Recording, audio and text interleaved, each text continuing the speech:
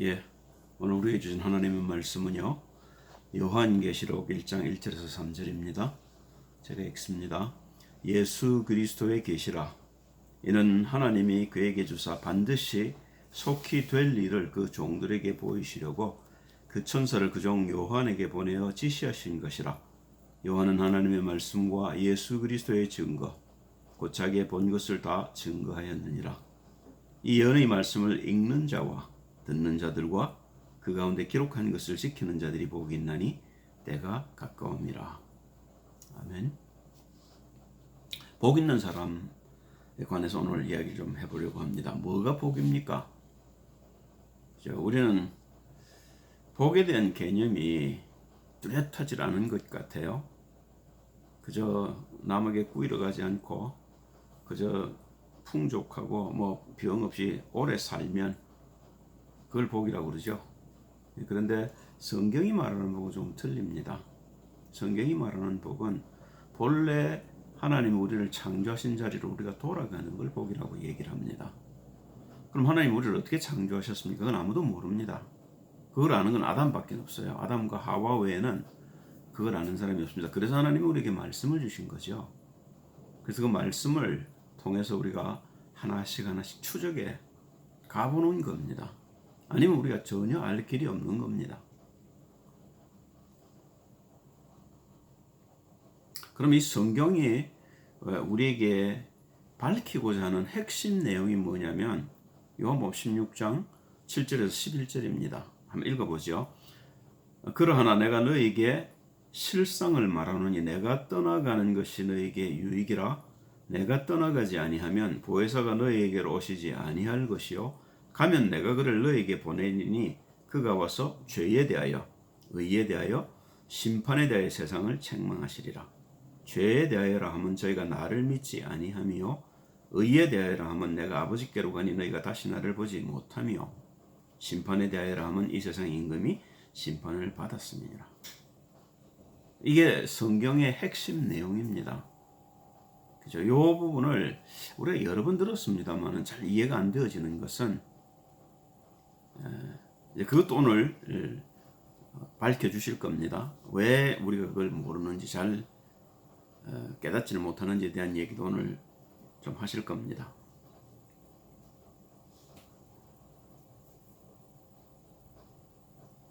그러면 이 예언의 말씀 그랬는데요. 요한에게 예언의 말씀을 주셨습니다만 성경 전체가 예언의 말씀이죠. 구약은요 신약에 대한 예언이고 신약은 오실 심판에 대한 예언입니다. 그러니까 그 세 가지죠. 죄와 의와 심판에 대한 이야기죠. 근데 그 구약의 예언이 그러면 어땠고 신약 예언이 어땠는지를 우리가 보면 앞으로 다가올 예언도 성취될 것인지 안 될 것인지 우리가 알 수 있는 거죠. 하나님의 말씀이라고 우리가 성경을 믿지 아니하면 우리는 도달하기가 어려운 겁니다.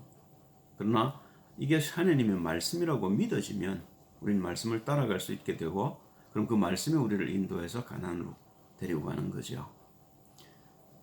그럼 구약에서 예언했던 중요한 부분들이 뭐냐면 레위기후서 16장 21절입니다. 아론은 두 손으로 사념소의 머리 안수하여 이스라엘 자손의 모든 불의와 그 범한 모든 죄를 구하고 그 죄를 염소의 머리에 두어 미리 정한 사람에게 맡겨 광야로 보낼지니. 아사셀 염소에 대한 이야기인데요. 예수님이 이 땅에 오셔서 이루신 게 이거지요. 세례요한에게 세례를 받고 성령에 이끌려 광야로 나가십니다. 그게 정해진 사람에게 맡겨 보내는 겁니다. 요한복음 19장 21장 19절에도 보면 주님이 베드로에게 그런 얘기를 하시죠. 네가 젊었을 때 띠띠고 네 마음대로 다녔지만 네가 이제는 나이가 들면 네가 알지 못하는 자가 너를 인도할 것이다. 성령에 대한 이야기입니다. 그렇죠. 그럼 우리가 어떻게 성령 인도를 받습니까? 그게 사실은 우리가 신경을 써야 할 전부입니다. 어떻게 하면 성령의 인도를 받지? 무엇이 성령의 인도지? 그 부분을 오늘 얘기를 좀 해볼까 합니다. 두 번째 예언하신 말씀이 뭐냐면 내가 너로 여자의 원수가 되게 하고 너의 후손도 여자의 후손이고 원수가 되게 하리니 여자의 후손은 네 머리를 상하게 할 것이요 너는 그의 발꿈치를 상하게 할 것이니라 하시고, 원시복음이라는 거죠. 예수님이 오셔서 마귀의 모든 일을 십자가에 멸하실 것을 예언하신 겁니다. 세 번째 예언하신 것이 이사야서인데요. 7장 14절에 보시면 그러므로 주께서 친히 징조로 너에게 주실 것이라 보라 처녀가 잉태하여 아들을 낳을 것이요 그 이름을 임마누엘이라 하리라. 근데 이게 이제 신약에 와서 성취가 됩니다. 그 첫 번째 성취가 마태복음 4장 1절이죠. 그때 예수께서 성령에 이끌려 예수님이 세례를 받으시고 성령이 비둘기처럼 강림해서 예수님 머리 위에 임하시지요. 그 성령의 인도를 오로지 받는 모습을 예수님 우리에게 보여주시는 겁니다. 그럼 우리가 지금 광야 생활하는 건데요. 40년 이스라엘 광야가 지나간 것처럼 예수님이 40일 광야를 지나신 것처럼 우리에게도 인생이라는 광야를 지나가고 있습니다. 인생이라는 광야를 지날 때 우리에게 가장 중요한 것이 성령의 인도를 어떻게 받느냐는 겁니다. 대개 하나님의 인도를 안 받는 사람들이 많이 있습니다. 불신자죠. 교회를 다니는 사람 중에 성령의 인도에 잘 모르는 분들이 많은 것 같아요. 어떻게 하면 받을 수 있습니까? 그렇죠. 이제 그 부분을 오늘 자세히 들어보시면 좀 눈이 열릴 겁니다. 세 번째 말씀의 성취가 요한복음 1장 12절입니다. 두 번째 말씀의 성취가 요한복음 19장 30절입니다. 예수께서 신 포도주를 받으신 후 가라사대 다 이루었다 하시고, 예수님 오신 목적이 이거지요. 마귀의 일을 멸하시고 우리가 하나님 만나는 길을 열어오신 분 아닙니까? 죄를 사하시고 다 이루신 겁니다. 끝내버린 겁니다. 머리를 숙이시고 영혼이 돌아가십니다. 그 일 때문에 오셨고 이제 그 일 때문에 우리에게 성령을 보내셨죠. 세 번째입니다. 세 번째 말씀의 성취가 영접하는 자 곧 그 이름을 믿는 자들에게는 하나님에게 자녀가 되는 권세를 주셨으니, 하나님의 자녀가 된다는 말은 우리가 영을 받는다는 말입니다. 그죠? 영혼, 육, 셋으로 나눠져 있다고 말하는 분들이 계시고 영혼과 육 둘로 나눠졌다고 얘기하는 분들이 많습니다. 특별히 이제 장로교에서 영혼과 육으로 둘로 나눠졌다고 얘기하는데 자세히 들여다보면 그렇지 않은 것 같습니다. 영혼, 육으로 나누어져 있는 것 같고, 그럼 그 영은 언제 받느냐면 우리가 그리스도 예수를 우리의 주인으로 영접할 때 받는 겁니다. 그러면 우리가 하나님의 아들이 되는 거죠. 하나님의 아들이 됐다는 말은 이제 하나님의 영을 나누어 받은 자가 됐다 그 말인 겁니다. 그럼 그전에는요, 불신자지요. 하나님의 영이 없이 혼과 육으로만 살던 사람들인 겁니다. 그런데 우리가 그리스도 예수를 듣고 믿고 영접함으로 하나님의 자녀가 되는 겁니다. 영이신 하나님이 우리와 함께하는 비밀이죠. 이걸 우리가 성령의 내주라는 겁니다. 고린도전서 3장 16절에 보면 너희가 하나님의 성전인 것과 성령이 너희 안에 거하시는 것을 너희가 알지 못하느냐, 바로 그렇게 얘기하고 있습니다. 고린도전서 6장 19절에도 보면 너희가 성전인 것과 하나님의 영이 너희 안에 거하시고 너희가 그리고 값으로 산 것이 되었으니 너희 몸을 하나님께 드려 하나님의 영광을 드러내라, 이런 얘기를 하셔요. 그죠? 그러니까 더 쉽게 얘기를 하면 이런 겁니다. 우리가 육신으로 혼의 인도를 따라서 지금까지 살았다면 이제부터는 영의 인도를 받아서 하나님의 풍성한 생명의 비밀 속으로 들어오라는 겁니다. 이게 그리스도가 아니면 우리에게는 가능한 일이 아닙니다. 다시 말하면 그리스도를 이 땅에 보내실 약속을 구하게 하셨고 그리스도가 이 땅에 오셔서 이 모든 일들을 이루신 겁니다. 그렇다면 그 그리스도를 통해서 우리에게 주신 말씀들이 성취될 거란 사실을 우리가 믿어야 되지요. 요한이 지금 하는 얘기가 그 얘기입니다. 예언의 말씀을 읽는 자, 듣는 자들, 그리고 지키는 자들이 복이 있다는 말이 그 말입니다.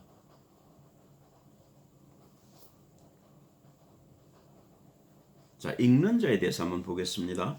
느헤미야서 8장 1절 8절을 보시면요, 에스라가 이제 예루살렘으로 돌아와서 율법서를 가지고 사람들을 모아놓고 읽습니다. 8장 1절에서 8절이죠.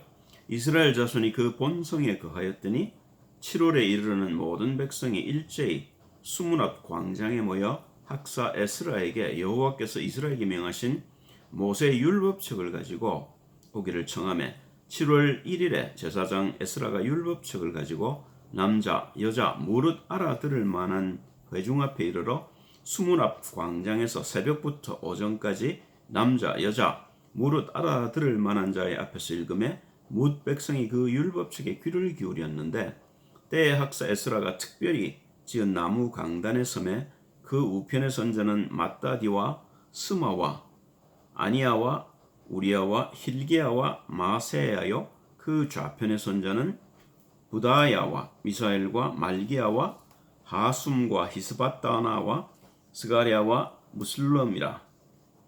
학사 에스라가 모든 백성 위에 서서 저희 목전에 책을 펴니 책을 펼 때 모든 백성이 일어서니라. 에스라가 광대하신 하나님 여호와를 송축하며 모든 백성이 손을 들고 아멘 아멘 응답하고 몸을 굽혀 얼굴을 땅에 대고 여호와께 경배하였느니라. 여호와와 바니와 세레바와 야만과 악굽과 사부대와 호디야와 마세야와 그리다와 아사라와 요사밧과 하난과 블라야와 레위 사람들이 다 그 처소에 섰는 백성에게 율법을 깨닫게 하는데 하나님의 율법책을 낭독하고 그 뜻을 해석하여 백성으로 그 낭독하는 것을 다 깨닫게 하며. 자, 그랬더니요, 이 말씀을 들은 백성들이 움직이기 시작합니다. 이게 이제 우리에게도 일어나야 될 일이라는 거죠. 로마서 10장 15절을 보시면 그럼 이걸 아무나 하는 것이냐? 그렇진 않다는 겁니다. 보내심을 받지 아니하였으면 어찌 전파하리요? 기록된 아름답도다 좋은 소식을 전하는 자들의 발휘함과 같으니라. 보내심을 받았다는 말은 그게 아포슬이라는 말이거든요. 그게 우리말로 하면 이제 제자인 거죠. 예수님이 그렇게 처음으로 보내심을 받은 겁니다. 그죠? 근데 뭘 갖고 오셨어요? 천국을 가지고 오신 겁니다. 그래서 우리에게 회개하고 천국 백성이 되라고 처음부터 말씀하시는 것이죠. 요한복음 5장 36절 37절을 보시면 주님 이런 말씀을 하십니다. 내게는 요한의 증거보다 더 큰 증거가 있으니 아버지께서 내게 주사 이루게 하시는 역사 곧 나의 하는 그 역사가 아버지께서 나를 보내신 것을 나를 위하여 증거하는 것이요 또한 나를 보내신 아버지께서 친히 나를 위하여 증거하셨느니라. 너희는 아무 때에도 그 음성을 듣지 못하였고 그 형용을 보지 못하였으며. 그런데 그 보내신 예수를 통해서 하나님께서 우리에게 하시고자 하시는 내용이 누가복음 17장 4장 17절에 19절 사이에 적혀 있습니다. 선지자 이사야의 글을 드리거늘 책을 펴서 이렇게 기록한 데를 찾으시니 곧 주의 성령이 내게 임하셨으니 이는 가난한 자에게 복음을 전하게 하시려고 내게 기름을 부으시고 나를 보내서 포로된 자에게 자유를 눈먼 자에게 다시 보게 함을 전파하며 눌린 자를 자유케 하고 주의 은혜의 해를 전파하게 하려 하심이라 하였더라. 이게 그 내용입니다. 다시 말하면 성령을 가지고 이 땅에 오셔서 우리에게 성령을 전하셔서 우리가 묶여있던 죄, 사단의 권세에서 우리를 해방하시려고 오셨다고 얘기하시는 것이죠. 그러면 그 예수님이 오셔서 12제자를 부르시고 120만 성도를 부르셔서 3년 반 동안 자기가 누구인 걸 가르치셨습니다. 그리고 그 제자들을 보내시지요. 요한복음 13장 20절을 봅니다. 내가 진실로 진실로 너에게 이르노니 나의 보낸 자를 영접하는 자는 나를 영접하는 것이요 나를 영접하는 자는 나를 보내신 이를 영접하는 것이니라. 우리가 그리스도 예수를 영접한 것은 하나님을 영접한 겁니다. 그리고 그리스도 예수의 보내신 자의 말을 통해서 우리가 듣고 믿을 적에 동일한 성령이 우리에게 임하시는 겁니다.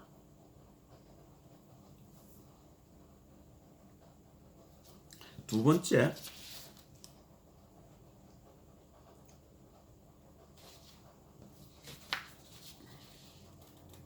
그러면 그 제자들을 통해서 하나님이 우리에게도 동일한 얘기를 하셔요. 디모데후서 4장 1절 2절입니다.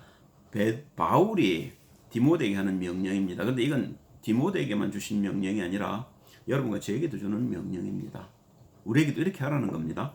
하나님 앞과 산자와 죽은 자를 심판하실 그리스도 예수 앞에서. 산자와 죽은 자라는 것은 죽은 사람 일으켜서 부활시켜서 심판한다. 물론 그 말도 됩니다만은 그리스도 예수를 구주로 영접하지 못한 자, 죽어 있는 자 그 말입니다. 산자는요, 예수님을 듣고 믿고 영접한 자를 얘기하는 거죠. 그리고 그 성령의 인도를 받아서 주님을 따라가는 자를 얘기하는 겁니다. 심판하실 그리스도 예수 앞에서. 그게 심판입니다.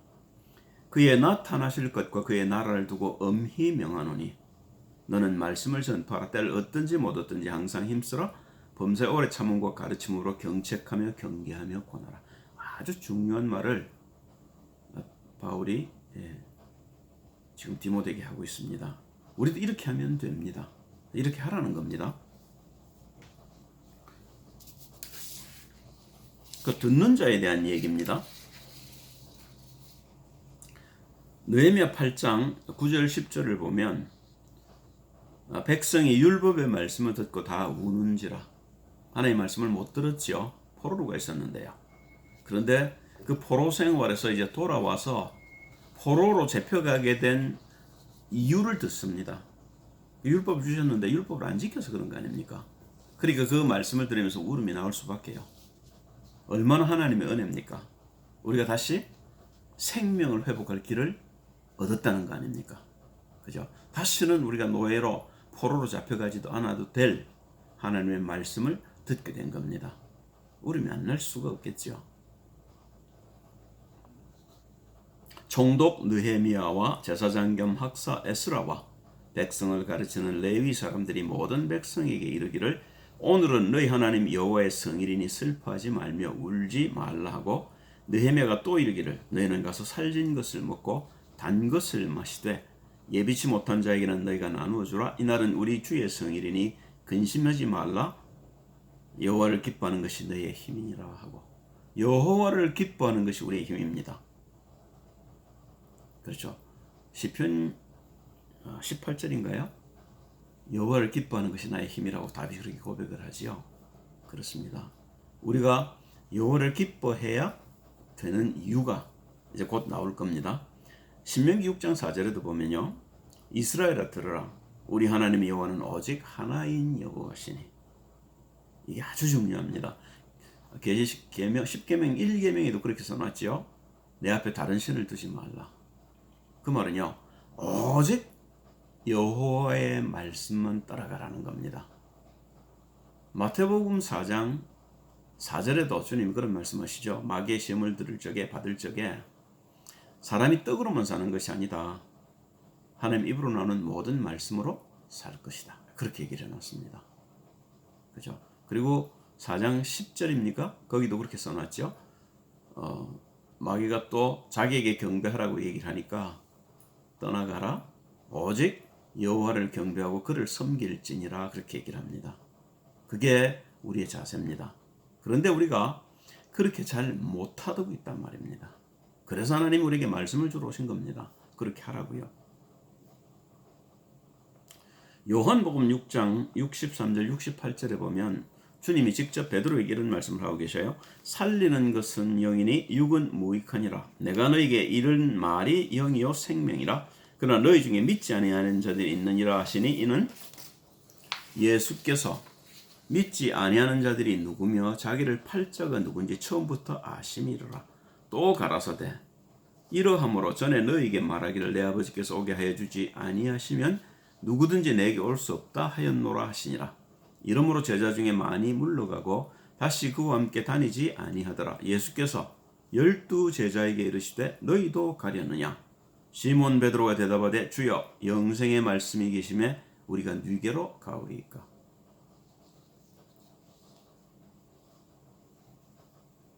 그런데 이렇게 우리가 하나님의 말씀을 따라가지 못하는 이유를 요한복음 8장 41절 47절에 주님이 직접 말씀하셔요. 바리새인들에게 하는 얘기입니다. 예수를 믿는 건 아니죠. 하나님을 믿는다고 말하는 바리새인들에게 예수님이 하시는 말씀입니다. 너희는 너희 아비의 행사를 하는도다. 대답하되 우리가 음란한 데서 나지 아니하였고 아버지는 한 분뿐이시니 곧 하나님이시로다.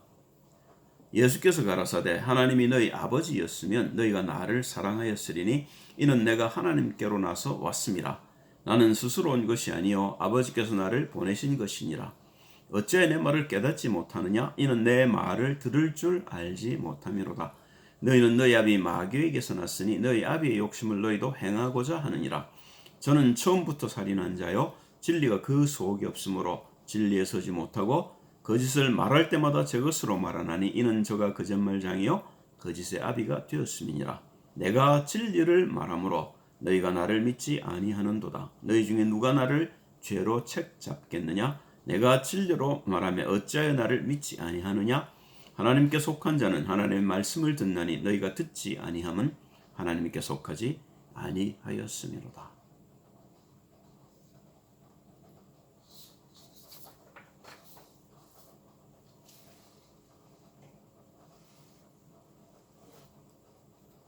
그래서 요한복음 5장 24절 25절에도 주님이 말씀하시죠. 내가 진실로 너에게 이르노니 내 말을 듣고 나 보내신 이를 믿는 자는 영생을 얻었고 심판에 이르지 아니하니 사망에서 생명으로 옮겼느니라. 진실로 너에게 이르노니 죽은 자들이 하나님의 아들의 음성을 들을 때가 오느니 곧 이때라. 듣는 자는 살아나니라. 우리에겐 진리가 없었습니다. 그런데 진리이신 하나님의 말씀이 육신을 입고 땅에 오신 겁니다. 그래서 그 진리를 우리에게 전해주시는데 우리가 그 진리를 믿질 않습니다. 그 이유를 요한복음 8장 41절 47절 좀 전에 얘기를 했죠. 그래서 그 죄를 죽이려고 주님이 십자가에 지신 겁니다. 그래서 우리는 그리스도와 함께 십자가에 죽어버린 겁니다. 아니면 우리는 다시 살 수가 없습니다. 그리스도와 함께 우리가 십자가에 죽었기 때문에 우리에게는 부활이 있는 겁니다. 생명이 있는 겁니다. 그러면 그 주님께서 우리에게도 가서 복음을 전하라는 겁니다. 요한복음 15장 20절을 보면 주님이 이렇게 말씀하셔요. 내가 너희들아 종이 주인보다 더 크지 못하다 한 말을 기억하라. 사람들이 나를 핍박하였은즉 너희도 핍박할 터이요 내 말을 지켰은즉 너희 말도 지킬 터이다. 그죠? 복음을 전하는데 핍박을 받을 수 있겠죠. 그렇지 않겠습니까? 이방 종교를 믿는 사람들은 특별히 더 그럴 수 있겠습니다. 그런데 그렇지 않다 할지라도 복음을 안 받는 사람들이 있습니다. 불신자들이죠. 복음을 배척합니다. 그리고 복음 전하는 자를 돌로 쳐 죽입니다. 스데반이 그렇게 죽었죠. 바울도 그런 사람 중에 하나였는데 나중에 자기가 회심하고 난 뒤에는 죽음을 두려워하지 않게 됐죠. 왜요? 그리스도와 함께 죽어버렸는데요. 그래서 성령의 인도를 받고 주님의 역사를 이루내는 종으로 한 시대를 훌륭하게 쓰임받았던 겁니다. 여러분과 저에게도 동일한 것을 주님은 요구를 하십니다. 신앙생활이 이렇게 만만한 건 아닙니다. 그렇죠?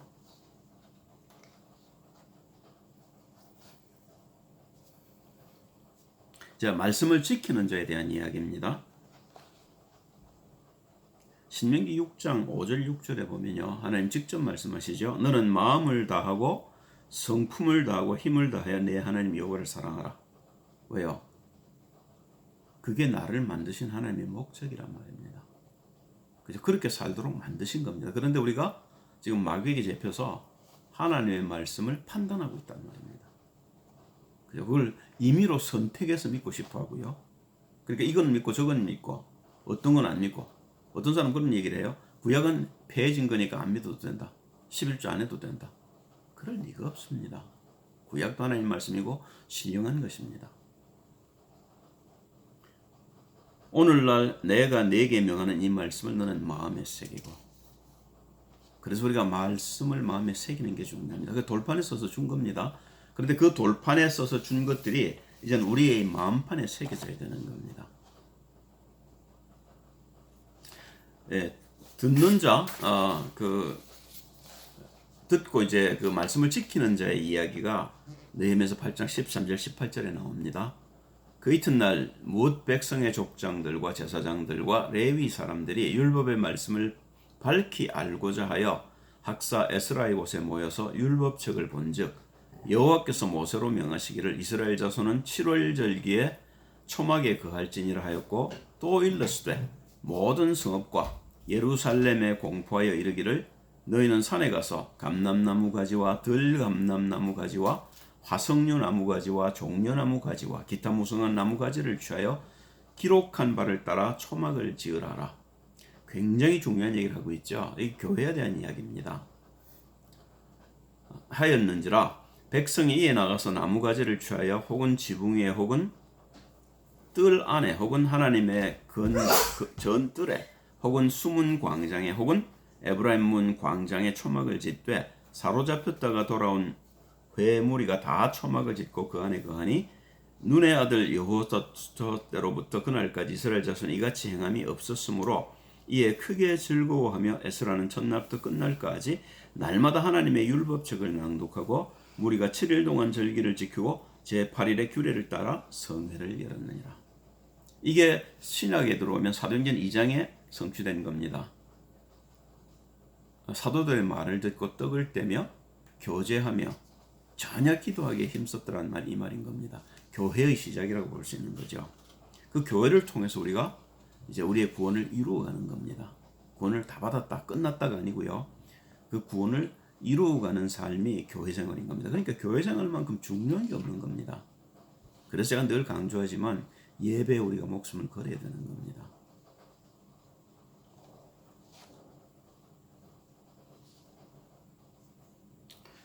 로마서 5장 20절 21절 말씀에도 보면요. 바울이 이런 얘기를 하고 있습니다. 율법이 가입한 것은 범죄를 더하게 하려 함이라. 그러나 죄가 더한 곳에 은혜가 더욱 넘쳤나니 이는 죄가 사망 안에서 왕노릇한 것 같이 은혜도 또한 의로 말미암아 왕노릇하여 우리 주 예수 그리스도로 말미암아 영생에 이르게 하려 함이니라. 우리 하나님의 은혜가 필요한 이유가 이겁니다. 그리스도 예수를 통해서 우리가 영생에 이르러야 되기 때문에 그런 겁니다. 이게 구원을 이루라는 의미란 말입니다. 그죠? 그래서 예배가 우리의 생명보다 중요한 겁니다. 베드로전서 1장 21절 25절을 보면요. 베드로가 이 말을 조금 쉽게 풀어놨습니다. 너희는 저를 죽은 자 가운데서 살리시고 하나님이죠. 영광을 주신 하나님을 그리스도로 말미암아 믿는 자니 너희 믿음과 소망이 하나님께 있게 하셨느니라. 너희가 진리를 순종함으로 너희 영혼을 깨끗하게 하여 거짓이 없이 형제를 사랑하게 이르렀으니 굉장히 중요한 얘기죠. 너희 영혼을 깨끗하게 하여. 지금 더럽단 말입니다. 그런데 그걸 깨끗게 하는 기술이 말씀이란 말이죠. 그죠? 그게 요한복음 17장 17절에도 주님이 말씀하시고 에베소서 5장 25절 27절에서도 바울이 얘기하는 바지요. 마음으로 뜨겁게 피차 사랑하라. 너희가 거듭난 것이 썩어질 씨로 된 것이 아니요 썩지 아니할 씨로 된 것이니 하나님의 살아있고 항상 있는 말씀으로 되었느니라. 그러므로 모든 육체는 풀과 같고 그 모든 영광이 풀의 꽃과 같으니 풀은 마르고 꽃은 떨어지되 오직 주의 말씀은 세세토록 있도다 하였으니 너에게 전한 복음이 곧 이 말씀이니라. 할렐루야.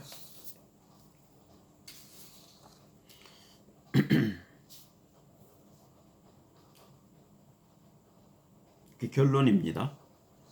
그래서 주님이 우리에게 이 복음을 전하라고 제자들을 부르고 마태복음 24장에 그런 얘기를 하시지요. 45절 47절입니다. 충성되고 지혜 있는 종이 되어 주인에게 그 집 사람들을 맡아 때를 따라 양식을 나눠줄 자가 누구냐.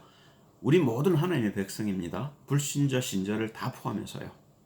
그런데 신자들도 마찬가지입니다만 불신자들도 하나님의 말씀을 들어야 사는 겁니다. 그래서 우리가 이방으로도 나가야 되는 겁니다. 그죠? 그 다른 종교를 믿는 사람들 속에도 우리가 복음을 전거해야 하는 것이고요. 그 집 사람들을 맡아 다 하나님의 백성들입니다. 그러니까 원수를 사랑하라는 말도 그 말인 거지요. 복음을 듣기 싫어서 돌로 우리를 쳐 죽인다 할지라도 그 사람들을 사랑할 수밖에 없는 이유가 그 사람들이 다 하나님의 백성이기 때문에 그렇습니다. 그 사람들 때문에 예수님이 십자가를 졌기 때문에 그런 겁니다. 양식을 나눠줄 자가 누구뇨? 주인이 올 때 그 종이 이렇게 하는 것을 보면 그 종이 복이 있으리로다. 복 있는 사람인 거죠. 내가 진실로 너에게 이르노니 주인이 그 모든 소유를 저에게 맡기리라. 그죠? 우리가 그리스도 예수의 고난에 참여함을 통해서 그의 부활의 영광에도 참여할 수 있는 겁니다. 그 얘기를 로마서 8장 16절 17절에 바울이 하고 있습니다. 성령이 칠이 우리 영으로 더불어 우리가 하나님의 자녀인 것을 증거하시나니. 그렇죠? 자녀이면 또한 후사 곧 하나님의 후사요 그리스도와 함께한 후사니 우리가 그와 함께 영광을 받기 위해 고난도 함께 받아야 될 것이니라. 그리스도와 함께한 영광의 후사란 말입니다. 그래서 그리스도께서 우리를 형제라고 하시는 겁니다. 그래서 맏형이라고 얘기하는 겁니다. 이 그리스도를 우리가 이제 만남으로 해서 그리스도를 장성한 분량까지 우리가 자라감으로 해서 둘째, 셋째, 넷째, 다섯째 그렇게 하나님의 아들로 인침을 받는 겁니다. 그렇게 되면요 심판 때 우리가 두려워하지 않아도 되는 거죠. 요한계시록 2장 17절에 보니까 내가 장차 받을 고난을 두려워 말라 볼지어다 마귀가 장차 너희 가운데서 몇 사람을 오게 던져 시험을 받게 하리니 너희가 10일 동안 환난을 받으리라. 네가 죽도록 충성하라. 그리하면 네가 생명의 멸류관을 내게 주리라. 여기 충성하라는 말은 다른 말이 아니고요 믿으라는 말입니다. 우리가 환난이 오면 흔들릴 수 있죠. 그런데 욥처럼 끝까지 인내했더니 생명의 멸류관이 주어졌죠. 그리고 그 생명의 멸류관을 욥은 다른 사람들과 나눠 쓰기 시작합니다. 그게 여러분과 제가 해야 될 일입니다. 아멘. 기도합니다. 할렐루야. 주님 찬양을 드립니다. 예배의 성을 걸 수 있게 도와주옵소서. 말씀을 받지 못하게 속이는 모든 존재를 그리스도 예수님으로 이길 수 있게 하옵소서. 그래서 내가 그리스도 예수 안에 있고 그 그리스도 예수의 생명이 내 안에 풍성해서 내게 주신 그리스도 예수의 생명이 풍성함이 나를 통해 다른 사람들에게도 증거되게 하옵소서. 그 일로 우리를 부르신 하나님을 찬양합니다. 주 예수 그리스도의 이름으로 기도합니다. 아멘.